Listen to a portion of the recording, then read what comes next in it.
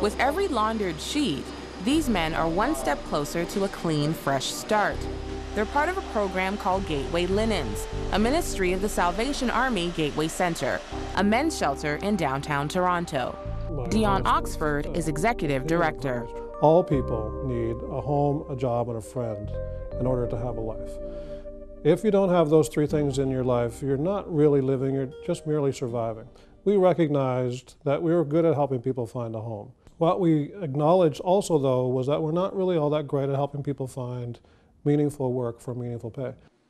Something had to change. So on a sleepless night, Oxford says it occurred to him that the Gateway Center was spending $50 grand every year cleaning sheets, towels, and pillowcases.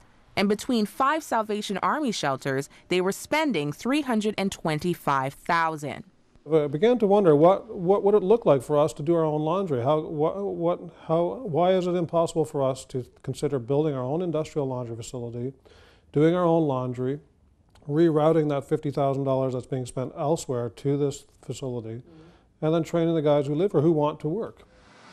Calculating it would cost roughly $250,000, he got on the phone and says through donations from organizations and the city, the money came almost overnight. So then we went out and built the place, and for 2 years now we've been running Gateway Linens, and we've seen a lot of lives change.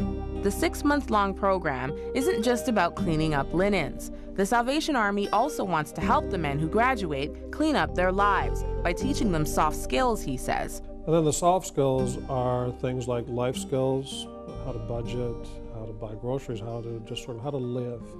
A lot of the men that come here have never been given that commodity that we take for granted, and that is love. And we're here to say over and over and over again, all day, every day, for 6 months, you are worth something, you are valued, you are loved. The program is also about sharing the love of Jesus in a nuanced and practical way.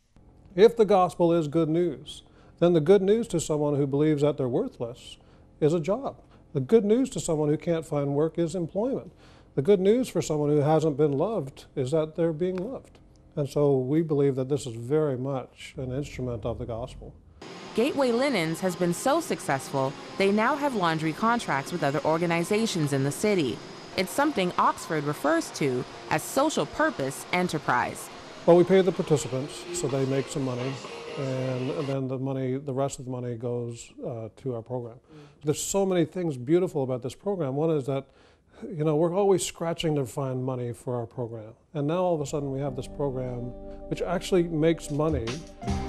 It's all part of the Salvation Army's new model, which moves away from the concept of charity toward one of justice, he says. It is time for us, the haves, to stop thinking about charity, because that's just too easy. That perpetuates neediness. If we claim to worship the God, the creator of the universe, the creator and sustainer of all things, the great physician, if we claim that he is bigger than crack cocaine, if we actually believe that God is bigger than homelessness, then we need to put our money where our mouth is. And that requires relationship, and that requires journeying alongside people. And through the program, change does happen, says Oxford. But not everyone succeeds or even finishes the program. But that's to be expected, he says, because many of the men who come through Gateway are broken. I know that my value, much of my value, is in my work. Much of my own self-esteem is really much centered on the work that I do. So if I'm 40 years old and I've never been able to find decent work, and I've been told by my dad from the time I was born that I'm worthless and I wish I was never born and all this stuff, and if all I ever was asked in social services places was what do you need, and instead of what can you contribute, I would think I was only a needy person who has nothing to contribute. Teaching the men of the Gateway Linens program the ins and outs of the laundry industry and how to manage their money isn't the last step. Thanks to a partnership with a local laundry company called Cabro Linens, graduates are guaranteed full-time work at the end of the program. Okay, Zena, can you get me a hairnet there? Michael Beach is operations manager of Cabro Linens.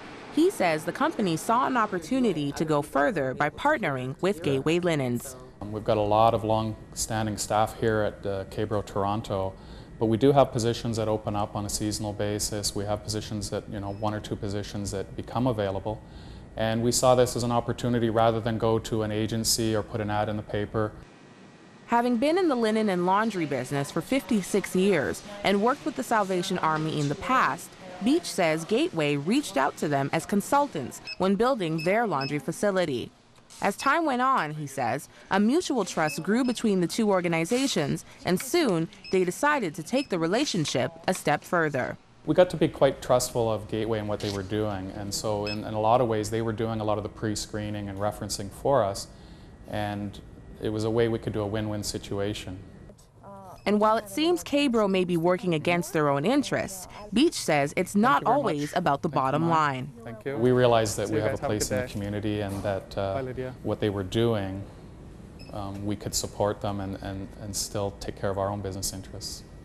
While Gateway graduates start off in entry-level positions, loading and unloading washers and dryers, they're not stuck there. K-Bro has growth opportunities and strives to see employees, whatever their background, move up.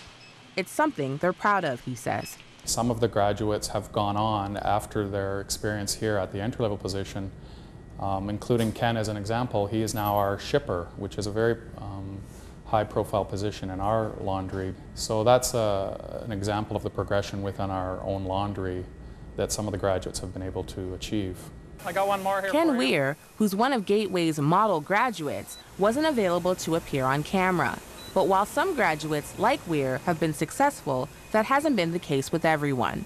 Since the program started, we've had approximately 10 candidates come through the program that made it to K-Bro to work for us, and currently 2 are full-time employed here right now.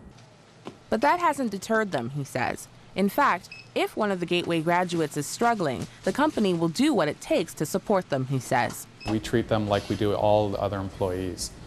The only exception would be, as an example, if we had one of the graduates that was having trouble showing up on time to work, in addition to giving him a reprimand or a counseling session, we would also call the Gateway Center so that their mentors could get involved and help that person. We want everybody to succeed.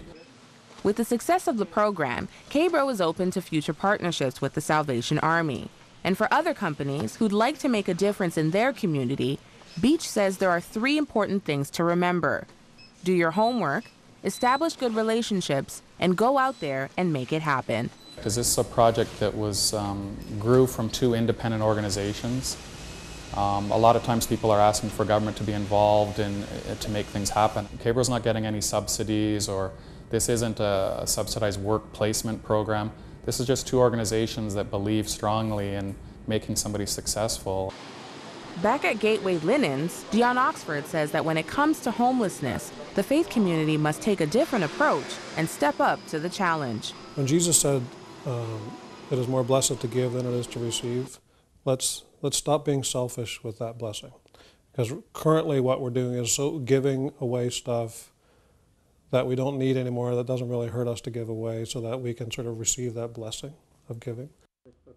Gateway Linens, he says, is just the tip of the iceberg. Eventually, he'd like to see the Salvation Army blazing the trail in social purpose enterprise. So we're going into the garbage business. We can also go into locksmithing. We're going to go into the printing business, auto shops. So we can do oil changes. We've got guys who are skilled in that. So let's get into that. No matter how much dirty laundry they arrive with, ultimately, Oxford says he wants the men of the Gateway Linens program to know that the Salvation Army is a place of second chances and that it's never too late to wipe the slate clean. In Toronto, Ontario, Bridget, Antwi, 100 Huntley Street.